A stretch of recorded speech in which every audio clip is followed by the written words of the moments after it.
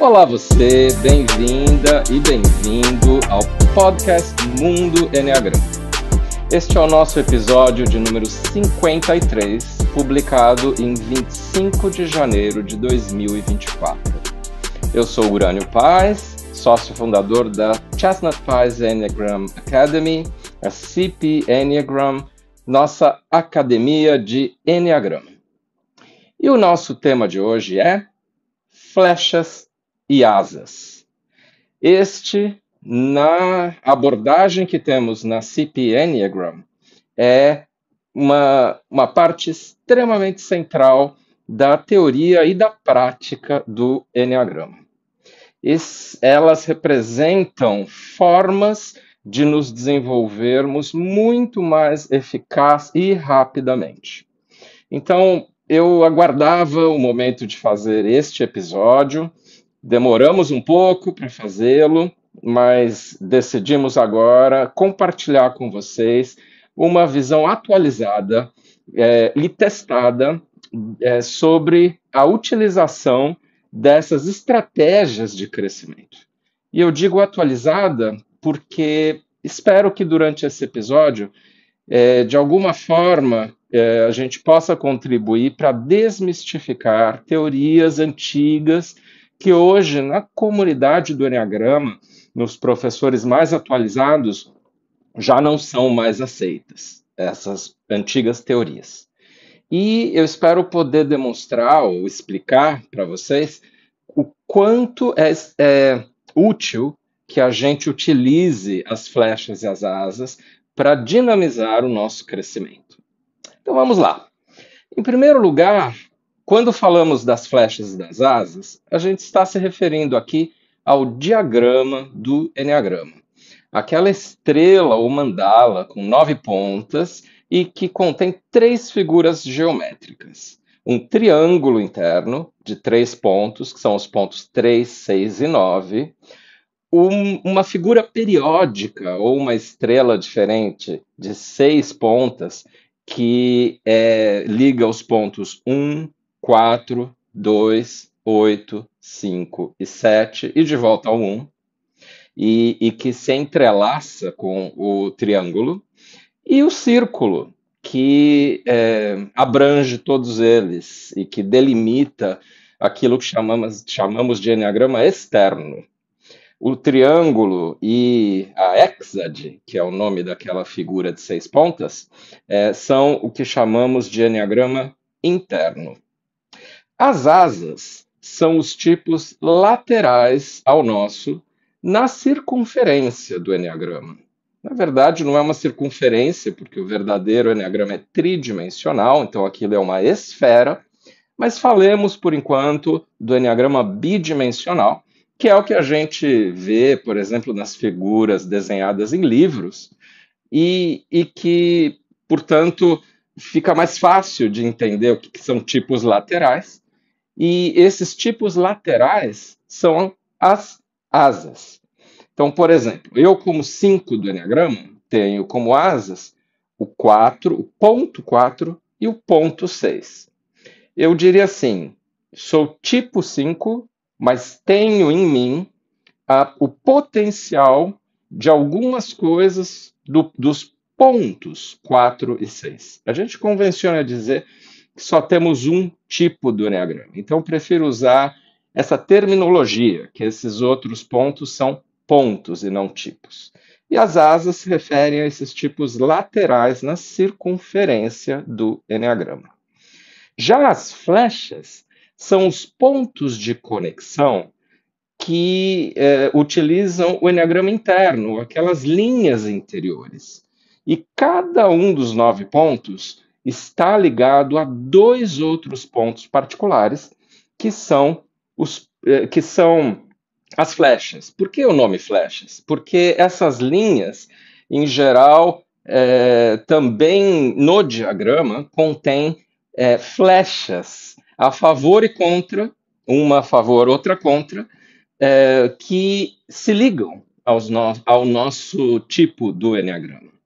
Então, como 5, enquanto as minhas asas são 4 e 6, Os pontos que representam as minhas flechas são o 8 e o 7.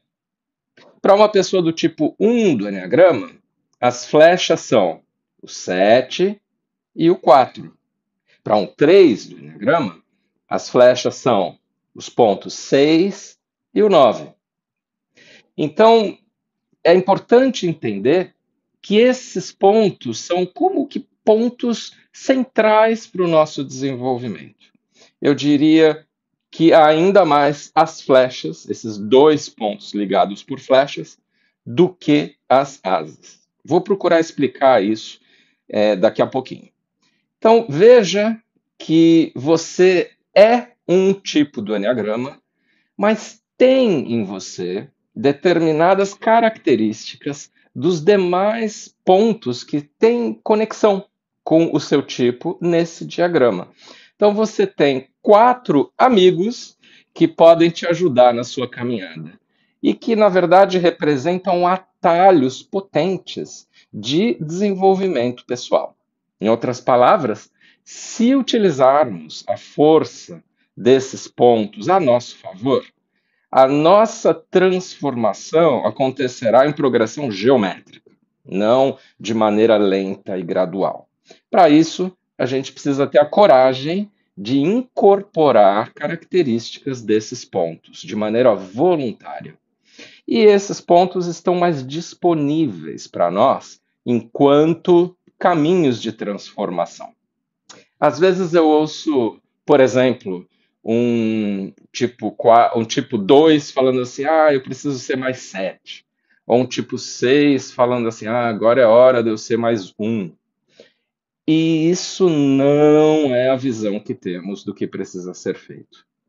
O tipo 2, ele precisa utilizar muito mais as flechas 4 e 8 do que ficar pensando num tipo com o qual ele não tem conexão, que seria o 7.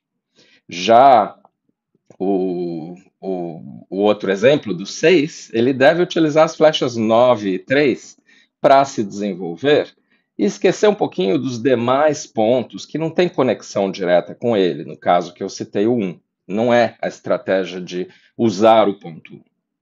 E esses pontos que a gente tem conexão, eles não são aleatórios. Eles não são quaisquer pontos. Existe toda uma sabedoria por detrás do Enneagrama. O Enneagrama, na verdade, não é uma invenção. Ele é uma descoberta de como a realidade funciona, a realidade objetiva. E ele desvenda caminhos de crescimento que nos ajudam demais a vencer aquela gradualidade que acontece em geral, que fica uma saga, né, uma via crucis para que a gente consiga chegar em pontos mais avançados de quem podemos ser. Utilizando o Enneagrama com essa sabedoria, que é a sabedoria que vem do próprio símbolo, que é um símbolo, na verdade, sagrado, a gente pode chegar a pontos ligados ao nosso eu superior ou eu mais essencial muito mais rapidamente. Ao mesmo tempo, é importante saber que se a gente não utilizar as flechas e as asas ao nosso favor, muito provavelmente o que acontecerá conosco é que utilizaremos esses pontos de conexão para piorarmos. Sim, piorarmos. É isso mesmo que eu falei. Por quê? Porque o ser humano, e isso tem explicações ligadas ao que Gurdjieff chamava do raio de criação, ou a dinâmica da realidade maior, o ser humano ele está ou em evolução ou em involução. Ou seja, indo para cima ou indo para baixo. Não existe praticamente a condição de estagnação, como a gente pensa. A estagnação, em geral, vai somando coisas negativas para a pessoa aos poucos, que faz com que ela involua. E a verdade, infelizmente, é que a involução é o que acontece quando a pessoa está no estado normalzinho dela. A evolução requer esforço, mas a involução não.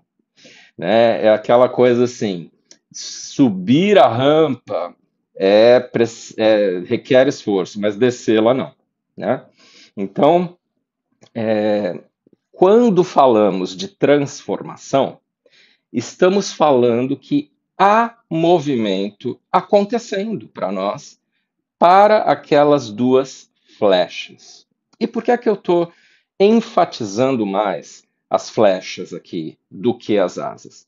Porque as flechas, os dois pontos que a gente chama aqui de flechas, eles são caminhos de transformação mais significativos do que as asas. As asas são mais ou menos assim, temperos possíveis para o nosso tipo. São pontos que podem agregar algumas qualidades para nós, que a gente vai ser mais flexível, vai desenvolver outras características, mas as asas elas não são os pontos mais desafiadores e transformadores.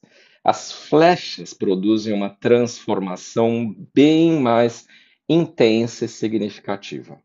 Uma outra forma de entendermos isso é que as asas são o que chamamos de caminho de evolução, enquanto as flechas são o caminho de revolução. Em tradições espirituais, isso também é chamado de caminho do meio e caminho do fogo. Caminho do meio sendo as asas e caminho do fogo sendo as flechas. Também, na literatura antiga do Enneagrama, as asas, sobretudo as asas mais do que as flechas, foram utilizadas mais para descrição de características mais específicas e em nuances das 9 personalidades humanas. Então, por exemplo, um 5 como eu, com uma asa 4 mais forte do que com uma asa 6, tem determinadas características, e um 5 com asa 6, mais forte do que a asa 4, tem algumas características que o fazem diferente daquele primeiro 5. Por exemplo, o 5 com asa 6 é o pesquisador, a pessoa que vai para a informação objetiva e é muito mais cético, analítico, enquanto o 5 com asa 4 é uma pessoa que tende mais à criatividade e tende a ser mais um inventor do que um pesquisador. E poderia falar muitas outras coisas, por exemplo, Don Riso, Russ Hudson falavam que o 5 com asa 4 era o iconoclasta. Né? Então, veja, no passado, os primeiros autores do Enneagrama, eles descreviam as asas como coisas que nos ajudavam a compreender a personalidade. Ou seja, são as asas, nessa visão antiga, que explicam, supostamente, o porquê que algumas pessoas de um mesmo tipo são diferentes de outras daquele mesmo tipo. Então, as asas eram a explicação dada para isso. E qual é a visão nossa, minha e da Bi, na CP Enneagram?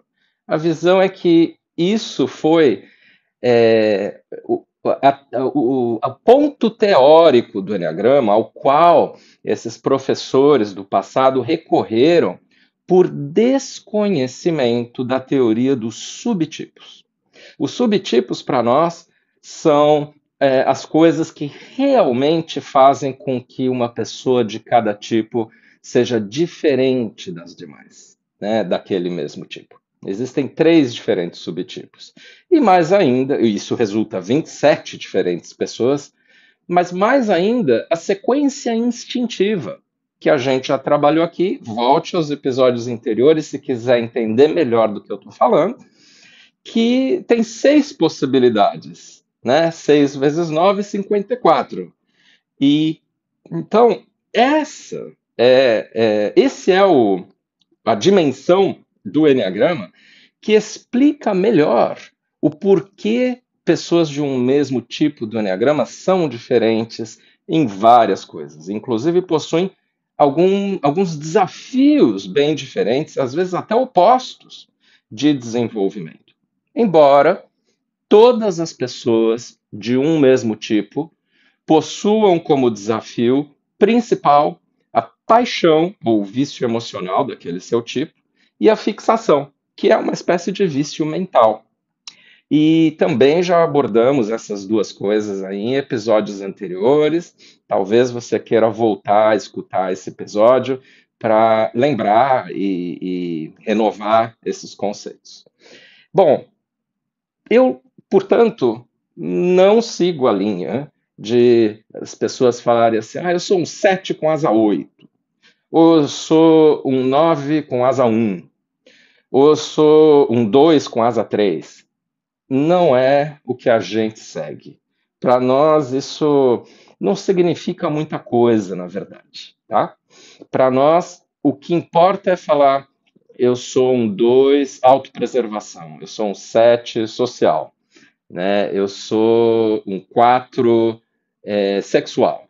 Enfim, o subtipo é o que a gente adiciona ao nosso tipo para explicar nuances da nossa personalidade. Mas, então, o que são as asas? As asas são soluções de crescimento, assim como as flechas, caminhos de desenvolvimento. E nesse sentido, eu que sou um 5 com uma asa 4 mais forte, isso não interessa muito falar que a minha asa 4 é mais forte. O que me interessa é o que está acontecendo comigo para eu estar subutilizando a minha asa 6. Percebe a diferença de abordagem? Então, na verdade, a questão é entender que o meu caminho de desenvolvimento, se eu utilizar a estratégia das asas, é o caminho 4, 5, 6. Eu sendo 5, eu vou primeiro para a minha asa anterior, que é a 4, volto para o meu ponto, que é o ponto 5, e vou para o ponto 6, que é a asa posterior. Já o caminho das flechas, mais revolucionário, mais alquímico, de maior transformação, significaria que eu deveria ir contra a flecha primeiro, para o ponto 8, eu como 5, indo contrário à flecha, subindo essa reta do 5 para o 8, incorporo coisas positivas para mim desse outro ponto, que é tão diferente do meu, e em alguns sentidos até oposto ao meu, que é o ponto 8. E esse ponto 8 me ajuda a incorporar energias, características, posturas, formas de pensar, de sentir, de agir, que são complementares às minhas naturais enquanto tipo 5, mas mais do que isso, são as mais importantes para que eu comece a sair da caixinha restrita aonde eu me encontro. Então, essa flecha contrária, o 8, é o primeiro ponto que a gente utiliza para alavancar o nosso desenvolvimento. E aí voltamos para o nosso tipo. Nesse caso, eu acessei o 8 e voltei para o meu tipo 5. E aí eu migro para a flecha a favor, que é a segunda flecha, o terceiro ponto que eu vou estar utilizando. Então, 8, 5. Adiciono esse terceiro ponto, que é o 7. Aí eu faço o caminho das flechas, que é 8, 5, 7. Então eu tenho dois caminhos. O caminho das asas é o 4, 5, 6. O caminho das flechas é o 8, 5, 7. E como eu disse, o caminho das asas vai me ajudar a ter uma primeira transformação, o que é útil para pessoas no início do processo de desenvolvimento, ou para pessoas que estão muito mexidas por alguma razão, que às vezes fizeram muito trabalho interior e precisam de algo mais leve por um tempo. Então aí use as asas. Então eu usaria 4, 5, 6 para fazer algum desenvolvimento, que é bom para mim, mas que não é muito desafiador e não quebra tanto assim a minha identidade. Não desconstrói tanto assim a minha personalidade. Agora, Se eu tiver num momento e numa etapa do meu desenvolvimento que me permita alavancar esse desenvolvimento com mais ousadia, eu utilizaria o caminho das flechas, que é o 8, 5, 7. O que se dizia no passado, na literatura do Enneagrama, na verdade no século passado, é que a flecha contrária era boa e a flecha a favor era ruim. A flecha contrária foi chamada de integração e a flecha a favor foi chamada de desintegração. E isso, na verdade, foi uma confusão. Eu não vou entrar aqui nos detalhes históricos do porquê que essa confusão acabou sendo criada. E ela entrou em um livro que ficou muito famoso e que é um livro muito bom do Don Riso, do meu amigo Russ Hudson, que se chama A Sabedoria do Enneagrama. E lá, nesse livro, eles falam essa teoria. Como tanto o Don Riso era, quanto o Russ né, extremamente sérios, passado um tempo, demorou, mas passado um tempo, eles reviram essa teoria. Mas os livros não estão atualizados, né? E muitos seguidores da linha deles continuam, infelizmente, transmitindo essa visão que hoje a comunidade internacional do Enneagrama entende como equivocada, que é a visão de que existiria uma flecha boa e outra ruim. Isso não é verdade, né? E nos congressos de Enneagrama, isso é muito claro, né? As pessoas têm quase que uma unanimidade hoje de compreensão disso. Aliás, eu não citei, estou nesse momento na cidade do Cairo, no Egito, aonde vai acontecer um congresso internacional de Enneagrama. Eu e Bi vamos dar uma aula, eu vou participar de um painel e também terei o prazer de traduzir uma apresentação do meu amigo Domingos Cunha. Bem, voltando, a teoria mais correta é que os dois pontos de conexão por flechas, pelas linhas interiores, podem ser bons ou ruins. Depende de eu estar espiralando para baixo e involuindo, ou espiralando para cima e evoluindo. Então, eu vou já, não vou falar mais um exemplo meu dos 5 neste momento, eu vou já falar um pouquinho de cada um dos 9 pontos, o que pode acontecer em relação às flechas, a esses movimentos das flechas. Mas antes disso, eu vou concluir aqui um pouco da explicação teórica. Tem algumas coisinhas extras que eu gostaria de abordar com vocês. E esse ainda assim vai ser só uma introdução, um podcast de introdução ao assunto, porque ele é muito rico, né?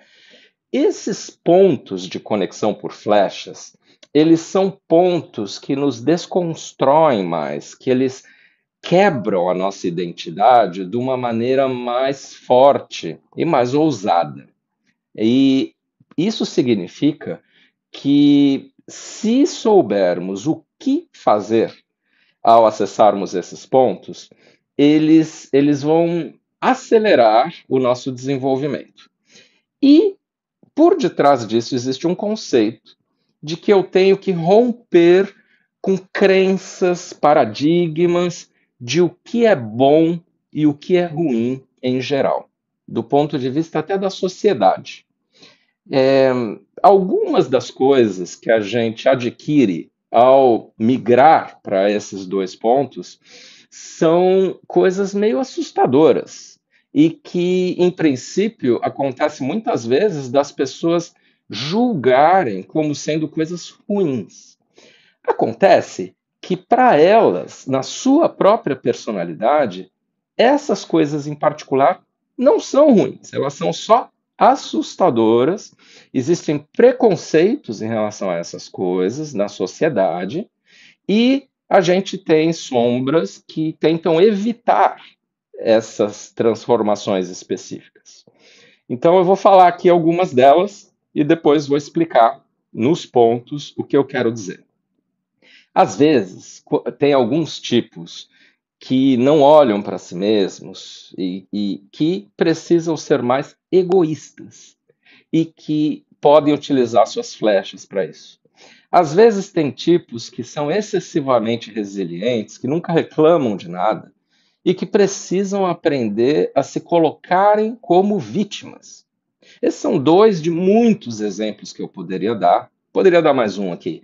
Que algumas pessoas que são simpáticas, agradáveis, precisam desenvolver um jeito mais duro, mais de pôr limites para as outras pessoas e ficarem menos simpáticas. Então veja, quando a gente fala de um uso mais potente das flechas, a gente não deve pensar naquilo que a sociedade deseja da gente, que as pessoas do nosso entorno gostam da gente, e muito menos naquilo que é confortável e me faz me sentir bem assim no dia a dia. Porque o enneagrama, na verdade, no fundo, ele não deve ser utilizado como um sistema para gerar mais bem-estar imediato para nós. Ao contrário, ele é um sistema de transformação psicoespiritual. E a verdadeira transformação psicoespiritual é desafiadora. Ela nos tira da zona de conforto, não nos coloca na zona de conforto. Embora algumas pessoas possam utilizar o enneagrama como uma maneira de serem mais funcionais na vida, de conseguirem até mais resultados no trabalho e nos relacionamentos, isso não é, na verdade, o principal objetivo e aquilo para que o enneagrama verdadeiramente serve, no cerne dele. Ele pode ser utilizado assim, não estou falando contra, mas acho sempre melhor se as pessoas compreenderem e utilizarem essa dimensão mais verdadeira e profunda do enneagrama, que é a dimensão de fazer a mudança necessária, por mais difícil que ela seja, encontrando dentro de nós a força necessária para encarar o tranco que isso significa. Acho que eu consegui aqui, espero, definir esse conceito. Uma outra coisa de teoria é que se as duas flechas podem ser tanto ruins como boas, por outro lado, existe um movimento específico ideal para fazermos em relação a essas flechas, que é, primeiro, irmos contrário à flecha. O ponto contrário à flecha, que para mim é o ponto 8, do 5 para o 8. Eu vou contrário à flecha, se você olhar o diagrama do enneagrama que contenha essas flechas, e depois indo a favor das flechas, mas só depois de ir na flecha contrária primeiro. É como se a flecha contrária primeiro fosse um pré-requisito para eu ir para a flecha a favor depois.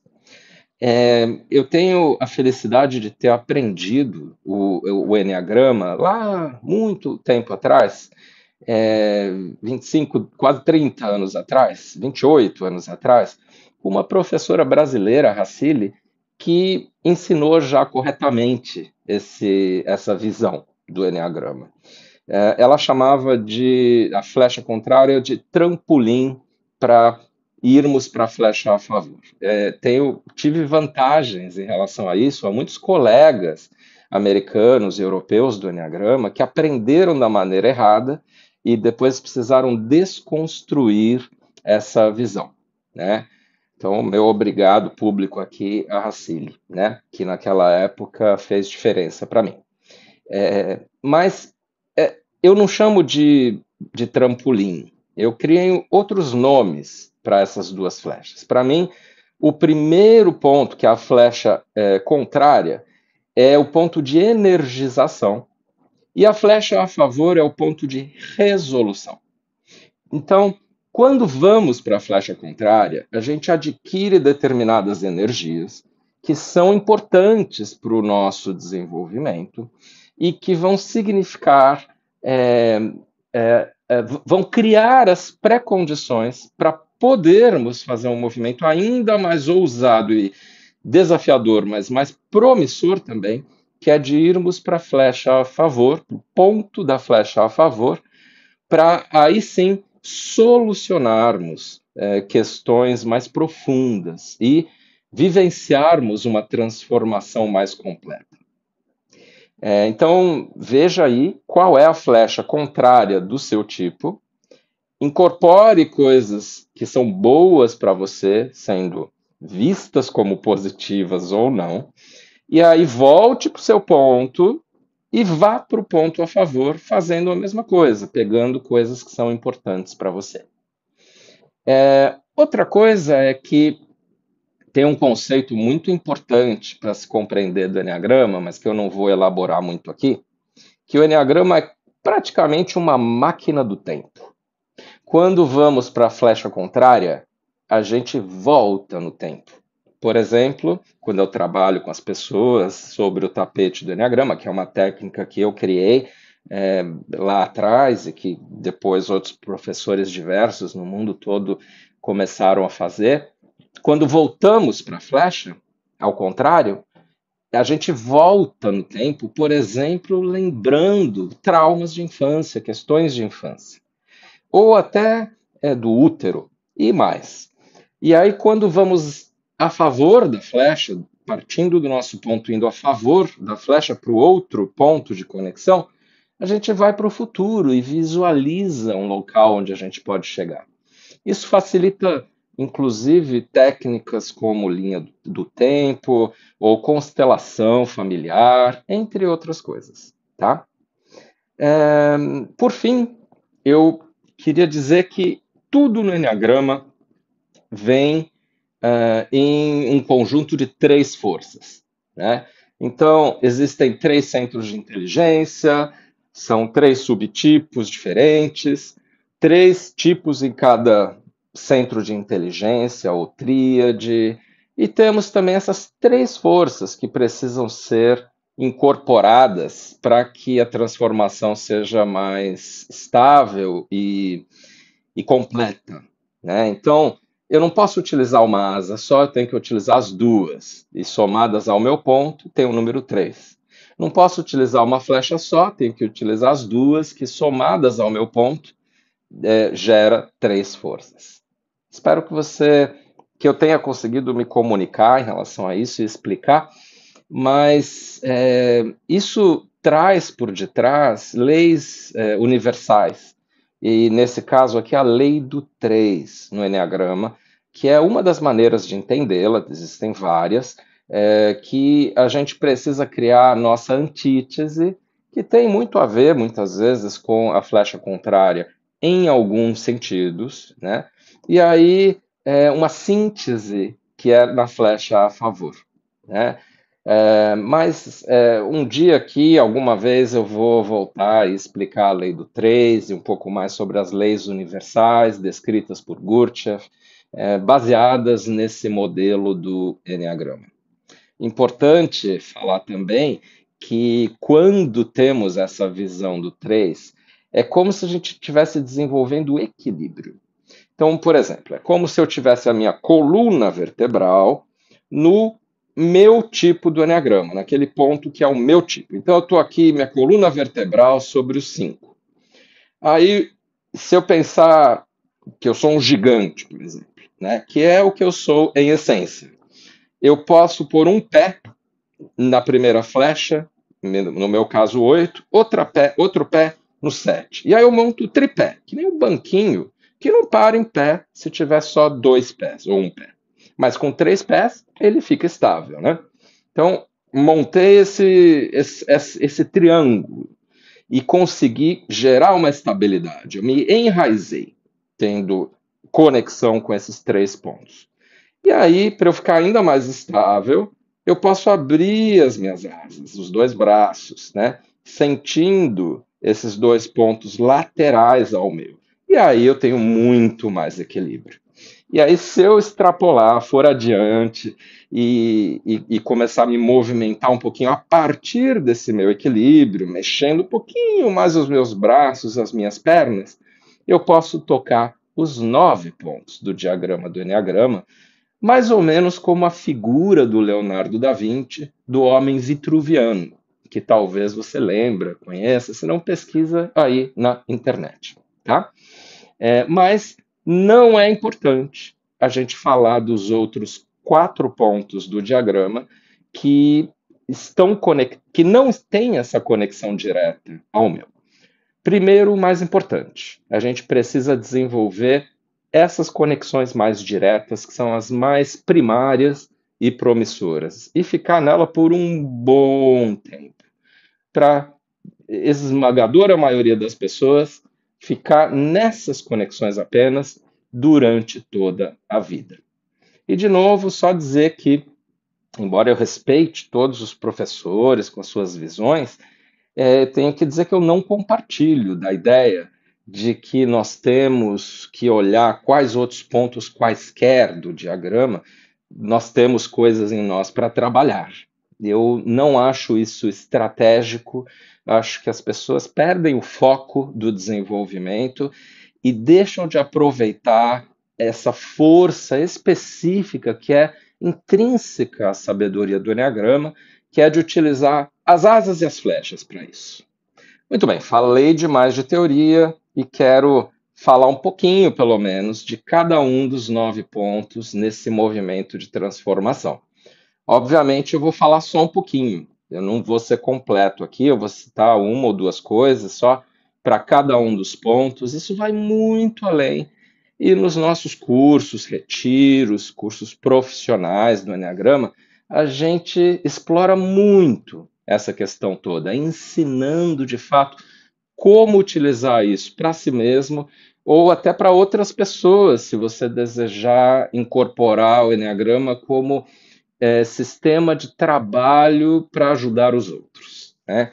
E, como eu disse, às vezes a gente faz trabalhos de transformação em cima do tapete do Eneagrama, em que as pessoas vivenciam e ancoram esses movimentos específicos.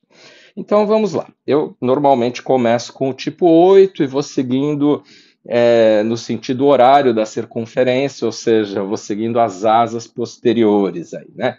Então, o 8, e eu vou falar das flechas aqui, pessoal, tá? Não vou falar das asas nesse momento.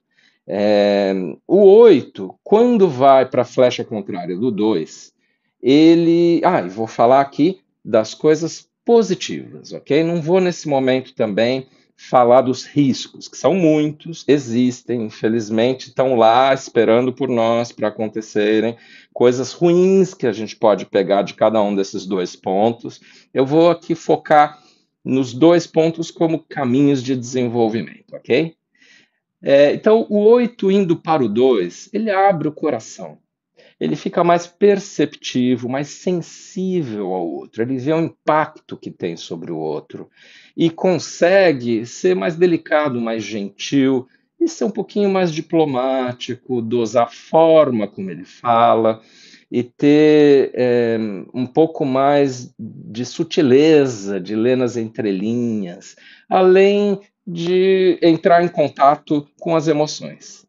E aí, depois indo para o ponto 5, ele desenvolve a capacidade de pensar antes de agir, de contar até 3 antes daquele impulso forte que vem para ele.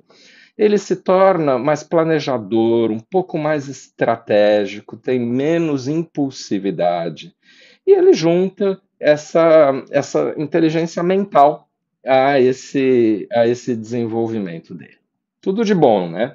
Tudo que o 8 mais precisa, esses 2 pontos. Então, o 8 precisa do 2 e do 5, acima de tudo, para se desenvolver. O 9, a flecha contrária do 9 é o 3. E no 3, ele vai olhar para si mesmo, o 9, que originalmente não olha para si mesmo, olha só para o externo e para os outros. Então, ele vai olhar para si mesmo e vai se priorizar. E vai, inclusive, falar assim, eu isso, eu aquilo. Ou seja, ele vai assumir um individualismo que para ele é positivo. E, aliás, ele vai começar a vender o seu próprio peixe. Ele vai até se tornar exibido. E vai perguntar para qualquer 9, ele vai te falar assim, odeio pessoas exibidas. Né? Mas por quê? Por aquela resistência a coisas que são julgadas como ruins e sombras nossas que têm a ver com eu olho aquilo no outro, não gosto, porque é justamente o que eu deveria fazer e não faço. E, na verdade, é um desejo meu, que eu seja visto, que eu apareça, que eu seja tenha diferenciais. O 9 quer isso, mas ele não se permite, né? Então, no 3, o 9 se torna um pouco mais pavão, um pouco mais dono de si, fala de si mesmo, deixa de ficar só pondo os outros na frente. E acessa o coração. E aí depois, indo para o 6, ele desenvolve a capacidade de dizer não, de ir contra, de pôr limites, de ser crítico, né? Crítico dos outros, sobretudo, mas um pouco também crítico de coisas como por que eu não estou olhando para mim? Por que eu estou só seguindo o que essa pessoa está falando? Né? Tudo de bom para o 9. O 1, indo primeiro para o 7, a flecha contrária, para o ponto 7, ele sai bastante da sua rigidez e desenvolve humor, vai para diversão, para relaxamento, brincadeira, malemolência, né? Aquele jogo de cintura ginga, ele se torna mais verdadeiramente brasileiro, vamos dizer assim, né? Que o Brasil é muito ponto 7, né? E isso é muito importante para o 1, por conta da rigidez, da autocrítica, que se exacerbam justamente quando ele não se permite ter prazer. E no ponto 7 ele vai ter prazer. E aí depois, no ponto 4, ele vai acessar as emoções, desenvolver uma coisa não só do que eu tenho que fazer agora, mas do que eu quero fazer no meu ideal futuro. É algo assim, o que eu quero fazer mais do que o que eu preciso fazer.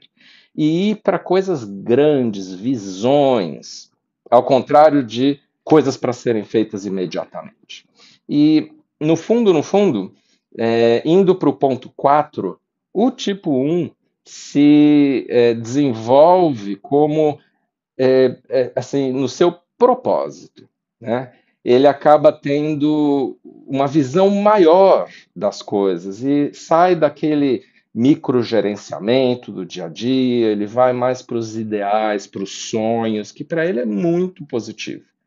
Né? Às vezes o 1 é excessivamente concreto, pragmático, prático e olhando o curto prazo e os detalhes. Né? E também ele acessa as emoções, a criatividade, a expressividade. Olha como é sábio isso. O tipo mais autocontido do Enneagrama, que é o 1, só podia ter como as duas flechas os tipos mais soltos, mais de pensar fora da caixinha, né, que são o 7 e o 4. Não é por acaso. Né? Isso acontece com todos os 9 tipos. O tipo 2, quando vai contrário à flecha, ele adquire características do ponto 4 que são essenciais para o 2. Que são o quê? Olhar para dentro para as suas próprias necessidades e não para as necessidades dos outros. Ele conseguia entrar em contato com a dor que antes estava reprimida. Lembra do episódio que a gente falou dos mecanismos de defesa e que a repressão é o principal mecanismo do tipo 2? Pois é, no 4 ele quebra isso e vê a dor que estava reprimida, né? A dor própria. Ao acessar isso, ele entra em humildade mais rapidamente de falar assim, eu tenho necessidades. E ele vai para o mundo interior, sai do mundo só externo, em que ele só vê as outras pessoas e foca excessivamente nos relacionamentos. É como se no ponto 4, o 2 virasse para dentro e começasse a se focar no principal relacionamento da vida dele, que é com ele mesmo. E aí depois ele vai para o 8 e começa a ser menos simpático, mais duro, como precisava com algumas pessoas. Começa a pôr limites para as outras pessoas, não deixar que elas invadam tanto o terreno e deixar que as pessoas se virem um pouco, cresçam, andem com as próprias pernas, não só ficar criando uma dependência delas em relação a ele, né, ou a ela. E também no ponto 8, o tipo 2 adquire mais contato com o corpo, com o instinto, com as vísceras, né, com as sensações, fazendo com que ele comece a sair só das emoções. Aí depois, no futuro, ele vai desenvolver de outra maneira o acesso maior ao centro mental, ok? Ele já incorporou uma segunda inteligência aí que fez com que ele saísse do emocional e fosse para o instintivo, indo do 2 para o 8. E volte aí ao nosso episódio, um dos primeiros, falando dos centros de inteligência, se você desejar entender esse ponto melhor. O tipo 3, indo contrário à flecha, chega no ponto 6. E é engraçado para mim como várias pessoas do tipo 3 perguntam assim, mas o que eu posso ganhar no ponto 6? E isso denuncia um pouquinho, né, estereótipos que ainda precisam ser vencidos no Enneagrama, de que não há tipo melhor ou pior do que o outro, e também a tendência do próprio tipo 3, da pessoa do tipo 3, de não querer parar e fazer algumas coisas fundamentais que ele pode fazer no ponto 6. Então, o 3 indo para o 6 começa a pisar um pouco no freio e não só no acelerador. Começa a ver, epa, o que eu estou esquecendo aqui? O que eu estou fazendo com a minha vida? Né? Então, assim, no trabalho, será que eu não estou vendo algum detalhe? Estou querendo acelerar demais as coisas e estou me colocando e nos colocando em risco? E na vida pessoal, o que vai acontecer se eu trabalhar demais e não vir meus filhos crescendo? Aliás, eu começo a fazer perguntas e perguntas que podem virar mais existenciais se eu for um 3 indo para o 6. Posso chegar finalmente a fazer a pergunta de $1 milhão para quem é 3, que é: se eu mudo de jeito o tempo todo, quem sou eu afinal? Então, veja, o tipo 6 faz perguntas, ele cria dúvidas, e isso para o tipo 6 não é bom, né? É excessivo. Mas para um 3, que muitas vezes não faz isso muito, é bom fazer isso. Ele tem um pouco mais dessas características, né?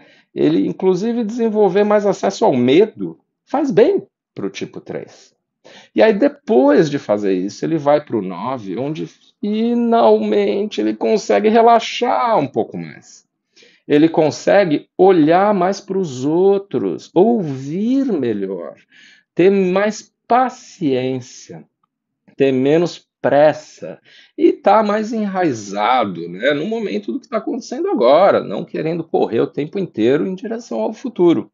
E menos preocupado em ser centro de tudo, em aparecer, né, ou só conquistar metas correndo. Tipo 4, quando vai para a primeira flecha, que é a contrária, que é o ponto 1, ele desenvolve disciplina, ele desenvolve organização, método. E aí acontece uma coisa assim: eu estou sentindo isso, eu estou sentindo aquilo, mas eu tenho que fazer esse negócio que eu me comprometi aqui na próxima meia hora. Então, sentimento, dá um tempinho. Né? Deixa eu ir aqui para a prática, deixa eu ir para o meu corpo. E assim, o 4 vai aprendendo, com a ajuda do ponto 1, a não se manter só no coração. E ele vai para as coisas, não só para os temas emocionais. E ele vai para fora, não fica só dentro. Mas ele vai ainda mais para fora e sai daquele mundo interior quando ele vai para a segunda flecha, que é a 2, que é uma pessoa, né, o 2, que olha muito mais para os outros do que para si mesmo. Então aí o 4 sai daquilo que é o ensimesmamento, né? Ensimesmado, que a gente costuma falar, que é o autorreferente, né? Absorvido em si mesmo. E aí ele vai para o 2 e começa a ver o outro, e ver a realidade externa tal qual ela é, e não com o filtro das suas emoções dentro de si. E no 2 ele desenvolve coisas que são antídotos para a sua personalidade 4. Aliás, esse é outro conceito. Esses pontos aí das flechas a gente pode chamar de antídotos para a nossa personalidade.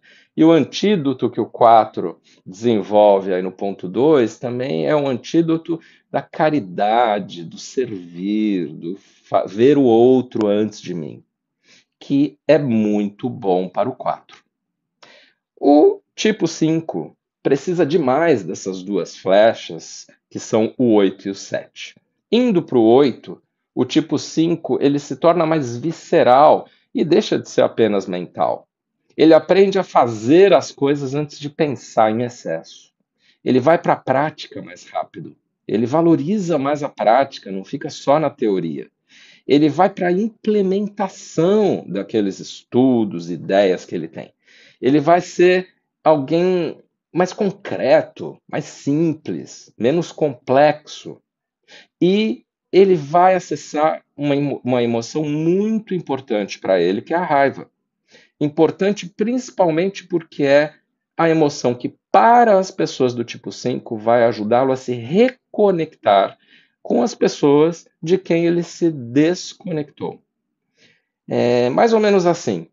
A raiva faz com que o 5 se comunique mais, ele se manifeste, ele acessa mais energia.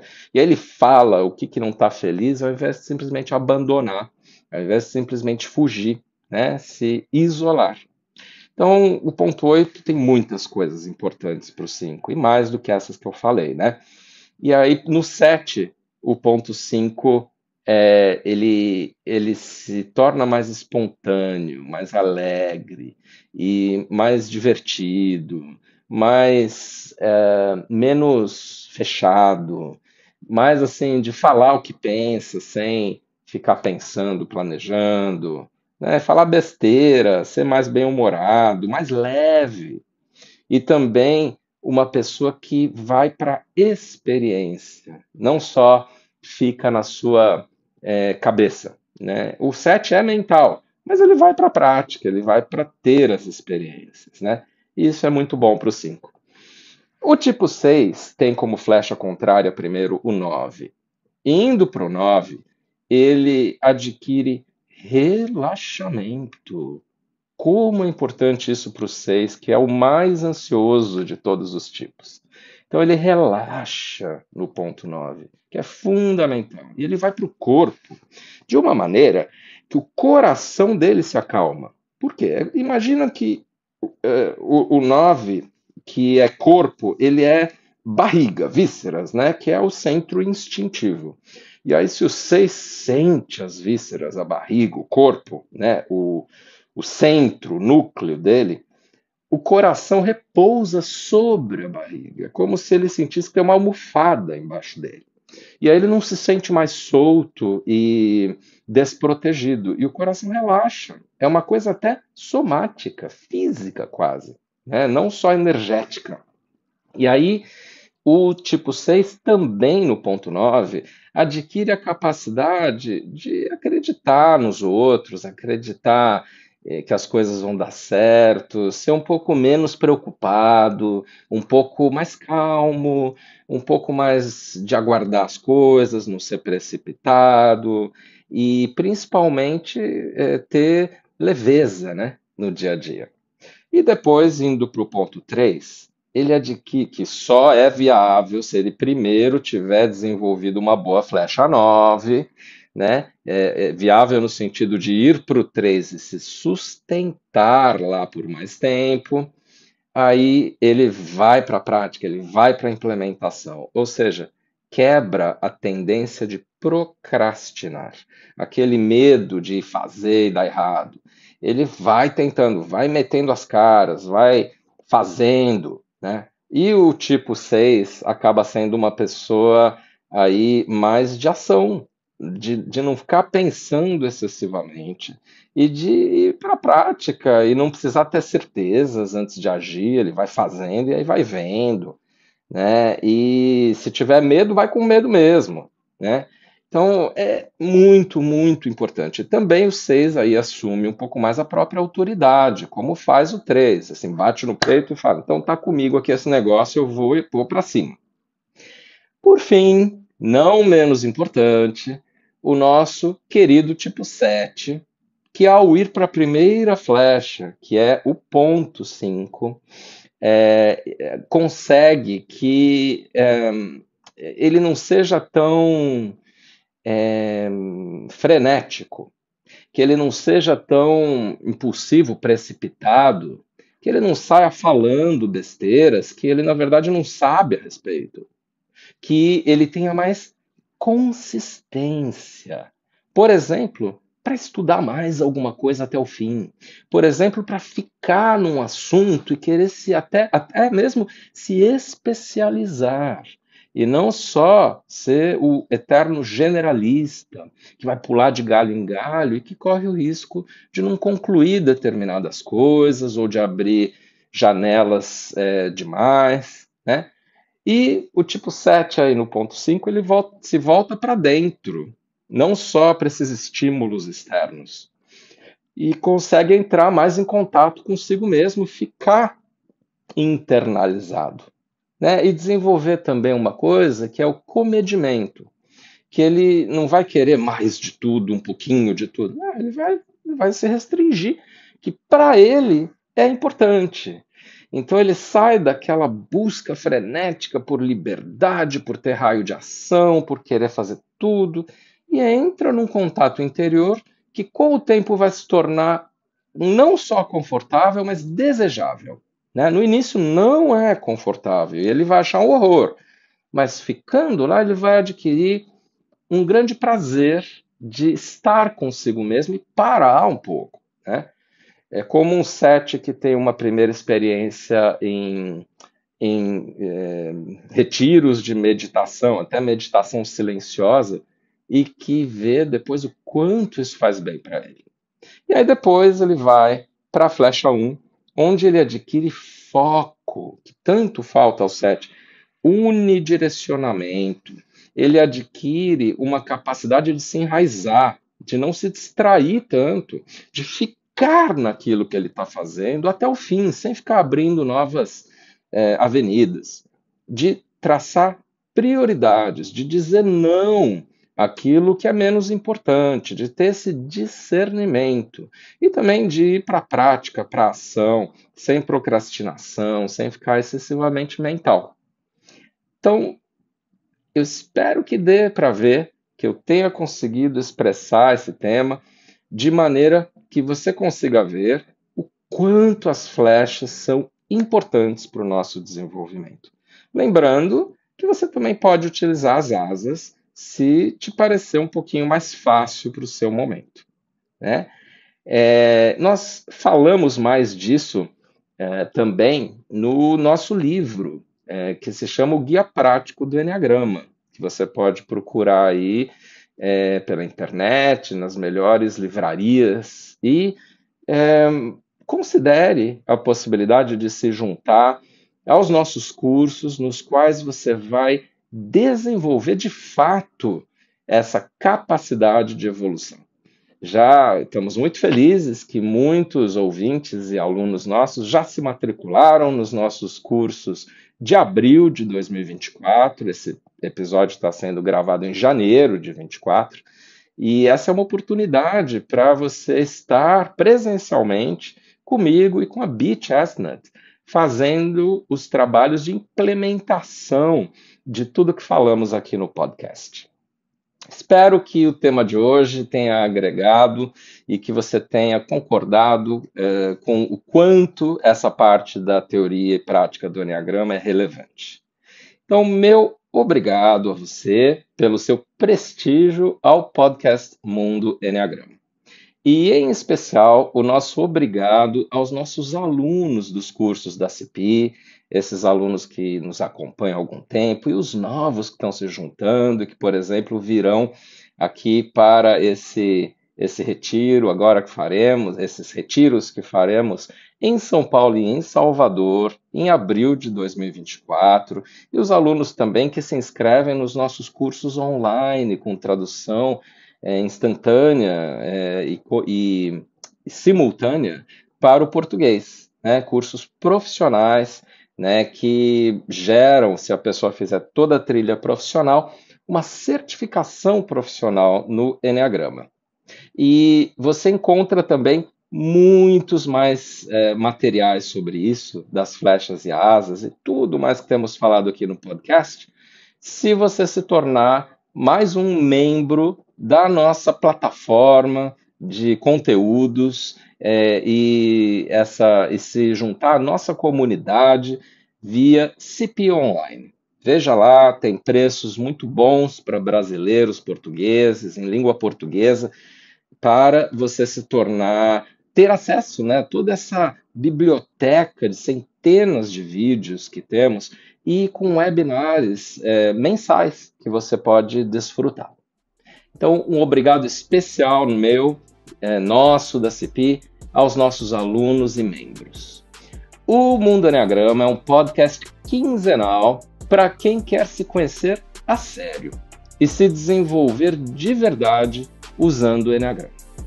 Eu sou Urânio Paz e até o próximo episódio do Mundo Enneagrama.